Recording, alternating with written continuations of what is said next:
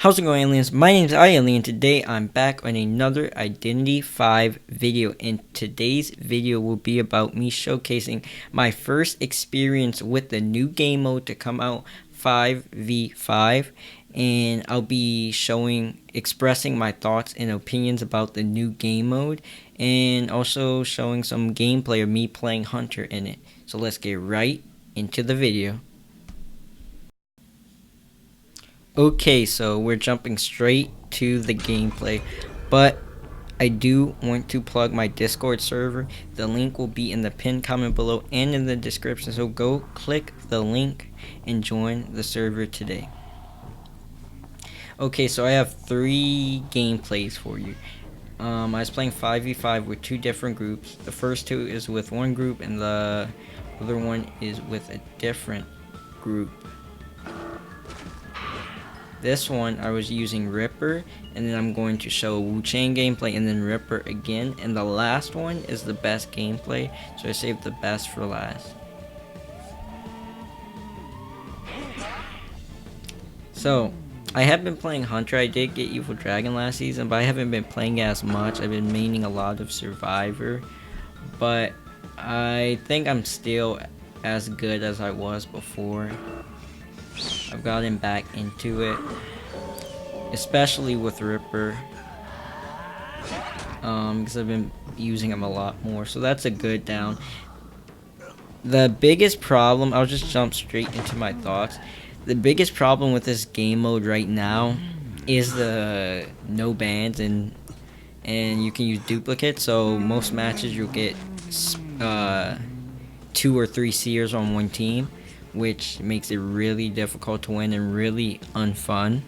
But that is going to get fixed in the next update with the nerf to seer, so I wouldn't worry about that too much for now. But besides that, I actually enjoy this mode a lot. I think it's a really fun mode, really fun thing to be able to do on the weekends when rank's not up. It gives you something to play on the weekends, and it gives you a reason to log into Identity 5, because I'm going to log in regardless because of playing rank. But now in that big time gap that you may have on a Saturday or Sunday that you aren't doing anything, now you have something you can play, jump in with the team, get on VC, and just have fun playing. So I really think this was a great idea to be implemented. It also gives you really good practice to be facing teams, a lot of them on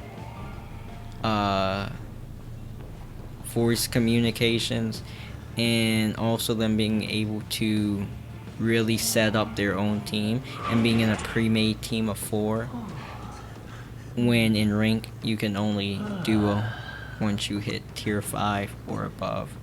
Also let you use any hunter you want because no ban, so you can play Spider. So I downed the seer pretty quick, and then you may have seen me, I went for the merc on the rescue, because you always want to double hit the mercenary to put him down, and then you go for the person that he rescued. So now the merc cannot make the second save. Hit the seer with the blade, and he stuffed, and that's one of the best things about Ripper. I'm sure you know this already.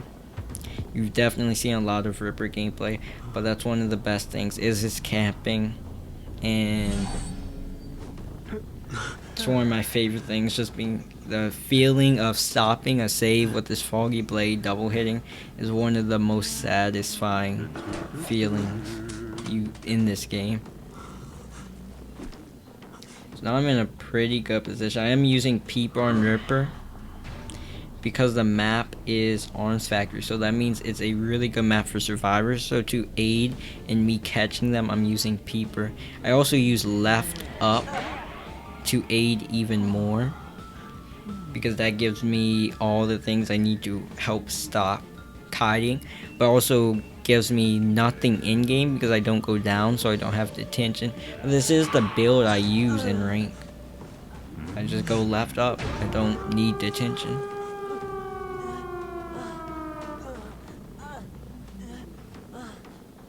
So what they were trying to do is have the mind's eye decode and then have the seer save, have the mercenary save at the last second, and then she would have the cipher done, and then they get their tie. But I knew this, so I rushed the mercenary before the cipher could be finished, and it worked because I killed him before the cipher was finished. And that now the mines, they know they need to get one person out. I missed that foggy blade and then got stunned. Rip. At this point, I'm just trying to kill all 4 because in this mode, every single survivor you kill counts. Because if someone wins with 3 survivors and you get 4, then you win. So you always want to go for as many people as you can get. While in rank, you know, most of the time you wouldn't do this. You just finish the game because there's no reason. The amount of points you gain for killing another survivor is meaningless or very negligible, but in this mode it really matters. So I got the 4-man down with Ripper. Next match, I got Moonlit. So I got Moonlit, so that gave me a chance to use my favorite hunter, Chang. I got this spawn on bridge. Whenever you get the spawn, that means someone spawned at tent. Usually what they will do is run to tent.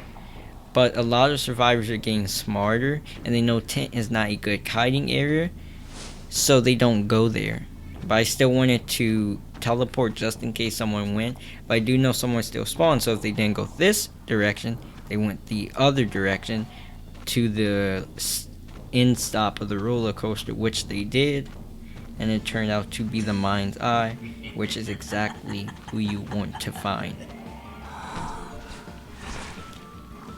I teleport here because she was going to be able to get into pallets and maybe vault and get a speed boost and really gain distance on me. So by doing this, I forced her to run back to this direction to where I knew I had a free hit because she wouldn't, there's nothing there. So I got a free hit off of her. So that's why I teleported. And that hit is pretty crazy. I actually think I got that because of his new buff. His attack range got buffed. It's like a 50% chance to land those hits. It's completely random. But yeah, I don't think that was his attack range before the buff. So seems like the buff was pretty good. Now I switched to black form because it's a mercenary. You cannot solo cipher a mercenary because of elbow pads. So what you do is you switch to black form and you try to hit him and then bail before the chair and then hit him again. This, I actually would have been able to do it here, but he lagged, so I wasn't able to get the double hit. But instead I terror shock him, so that does the same exact effect.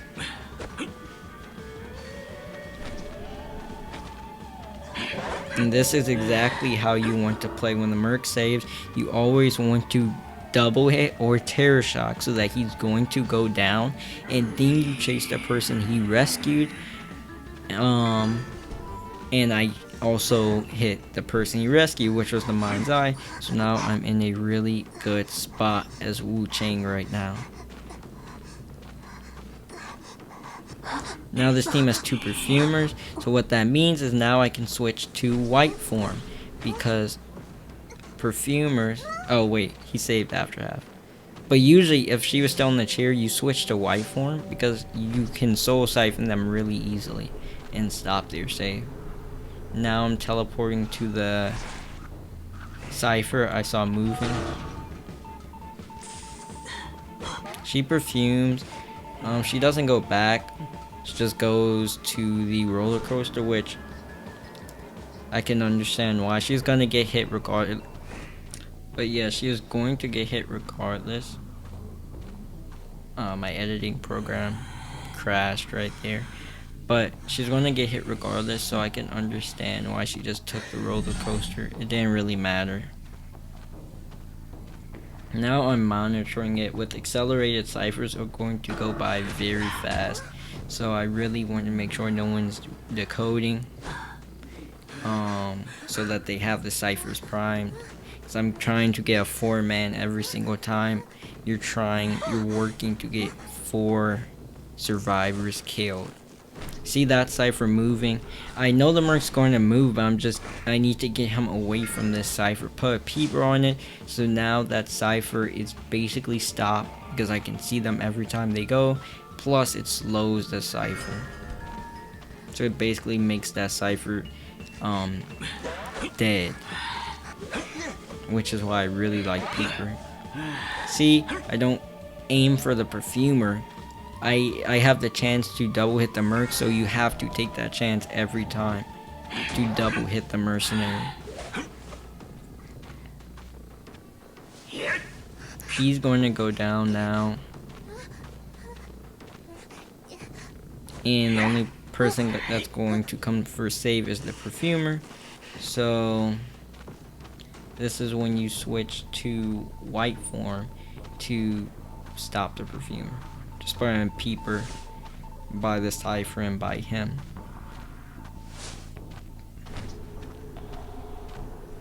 So here you switch to white form, is you can soul siphon a perfumer exactly like this.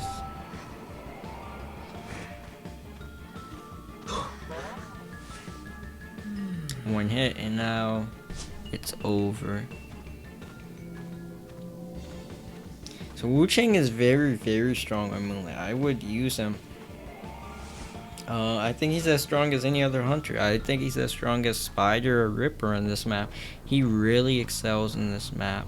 I did use him in every single map.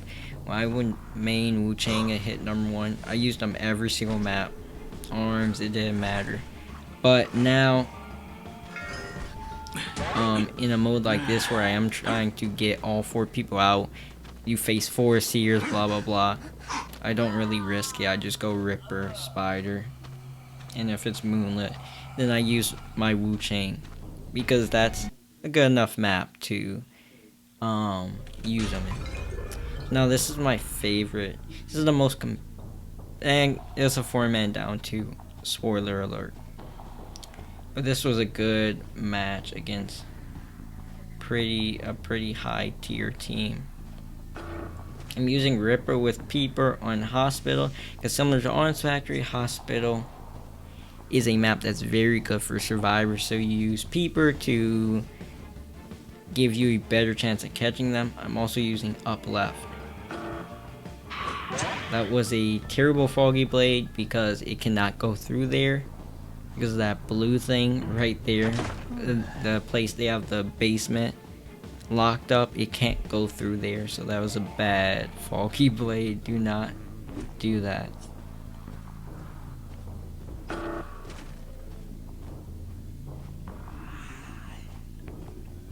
I'm chasing the Seer, who's Mumu. I'm chasing Mumu right now. Ended up running into it, which did help me out, because that would have missed. Because there's that area, but she did end up running into it.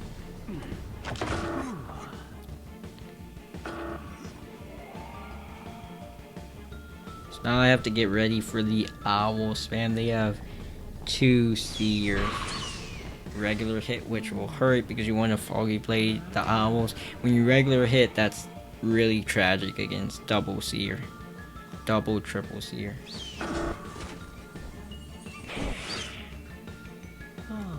See, just from these owls, you're just getting kiting time, and it's annoying having to hit someone, what, 4 times? Or up to 5 if they're using 3 seers.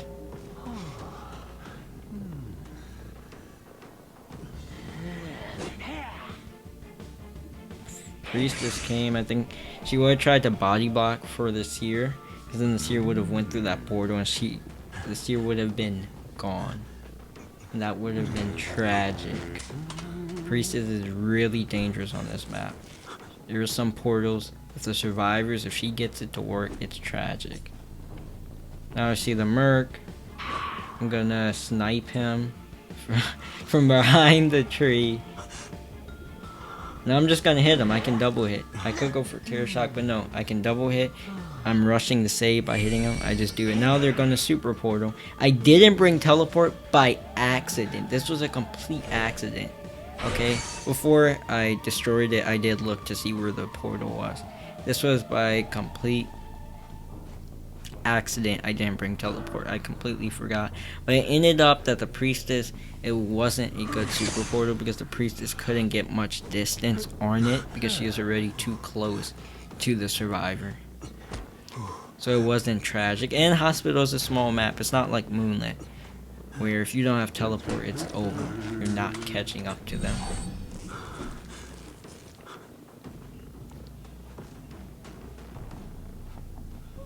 Putting a peeper there to slow the Merc's healing. Priestess, I'm assuming Priestess will come, but they can rush Ciphers right now, and I'm trying to get a 4-man escape. I'm not trying to tie, so that's why I did miss that blade. Then I get the Terror Shock. The chair's running down. You just get good at it. I've just gotten good at Terror Shocking on save when the chair gets to either the halfway mark or when it's about to expire completely. So now I could camp, but then they could pop the ciphers and get a person alive. So I'm not going to do that. You have to rush the cipher at this point. They're in basement anyway. I have peepers to see, so there's no reason for me to stay there. I should just rush. Don't hard camp right now. And see, now I see them saving. Now I can make my way back to the chair.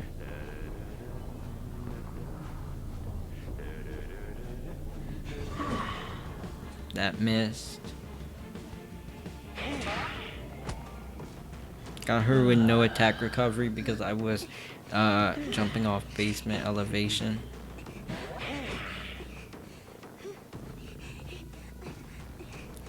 Hit the seer once, and now she's dead on chair, I believe. Yep. Now this is the cipher they were needing to pop. I have peepers on it, so that means he went to the other cipher, which this is why peeper's good, because it made that cipher dead. He just left it, and that I'm sure that cipher was closer to being finished than this one.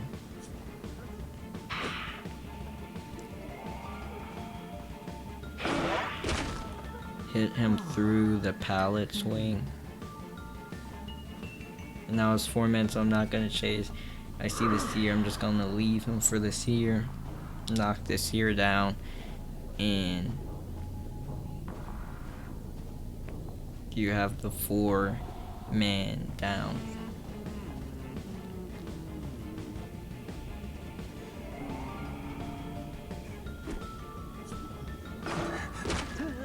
I clicked the Foggy Blade before he stunned me, so the Foggy Blade still goes even though the stun. So now this time I'm going to show, it's a cool feature of this mode. You can spectate your team and how they're doing, and this was a very close match. I got the 4-man down, so they are aware of this. It shows on their screen. They know that I killed all 4, so now all they are trying to do is get one person alive to win this round, to win this game. You're in a tough spot, as you can see. This is a difficult spot to be in.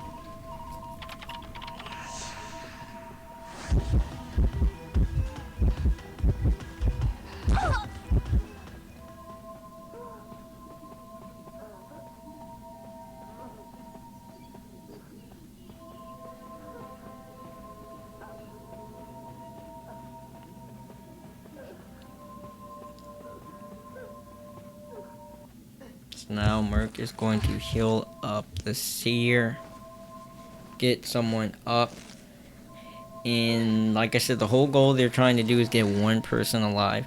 They aren't playing for a tie. They're playing for one person to be able to escape, because if they can get that, then we will win. So that's why they're ignoring the merc. Can save the mechanic because he's a mercenary. He can take up 2 hits, but he's not going to, because he's just trying to get one person alive. So he's not going to worry about the mechanic right now. So now all they need to do is the mercenary has to kite long enough for the seer to get to that cipher and for the seer to finish that cipher.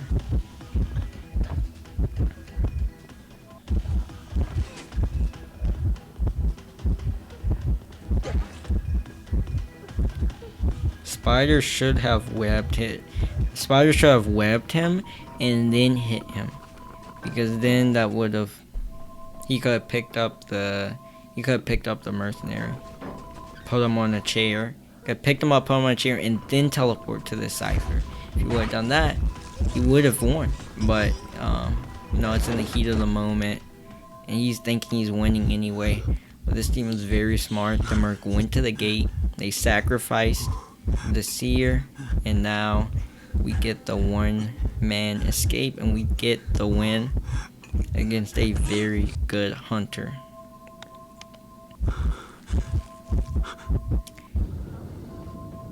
But that's all for the video. If you did enjoy this video, please give a like. And if you want to see more videos like this in the future, please subscribe to the channel. I will be posting a lot more frequently, and probably doing some live streams as well. That'll be all for the video. Bye.